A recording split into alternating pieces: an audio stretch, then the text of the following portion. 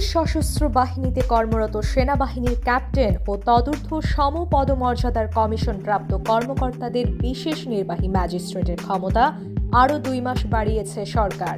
আজ রোববার জনপ্রশাসন মন্ত্রণালয়ের এক প্রজ্ঞাপনে এ সিদ্ধান্ত জানানো হয়। এতে বলা হয় 14 জানুয়ারি থেকে 60 দিন এই সিদ্ধান্ত বলবৎ থাকবে। দেশে একজনের শরীরে হিউম্যান মেটানিউমোভাইরাস HMPV শনাক্ত হয়েছে।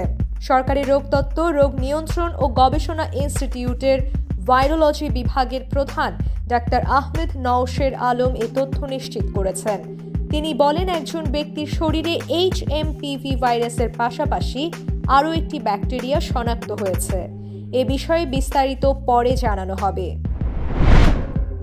নতুন বছরের প্রথম মাস জানুয়ারির 11 দিনে 73,66,10,000 রেমিটেন্স পাঠিয়েছেন বিভিন্ন দেশে বসবাসরত প্রবাসী বাংলাদেশিরা।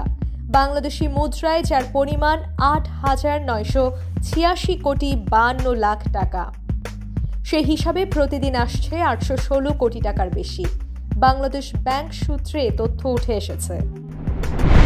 2024 সালের 1 জানুয়ারি থেকে 31 ডিসেম্বর পর্যন্ত অভিযান চালিয়ে সীমান্ত অতিক্রমের দায়ে 155 জন ভারতীয় নাগরিক, 14,336 জন মিয়ানমারের নাগরিক ও 2,678 জন বাংলাদেশি নাগরিককে আটক করেছে বর্ডার গার্ড বাংলাদেশ BGB। আটকের পর 3 দেশে 17,169 জনের বিরুদ্ধে আইনানুগ ব্যবস্থা গ্রহণ করা হয়। আজ রোববার বিজিবির জনসংযোগ কর্মকর্তা মোহাম্মদ শরীফুল ইসলাম এসব তথ্য জানান।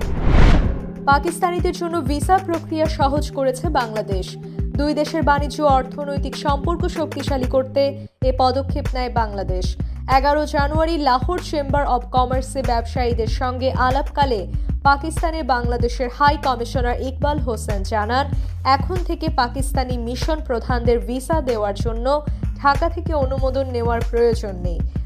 বর্তমান বাংলাদেশ সরকার পাকিস্তানি মিশন প্রধানদের জন্য ঢাকা থেকে অনুমোদন ছাড়া ভিসা দেওয়ার সিদ্ধান্ত নিয়েছে।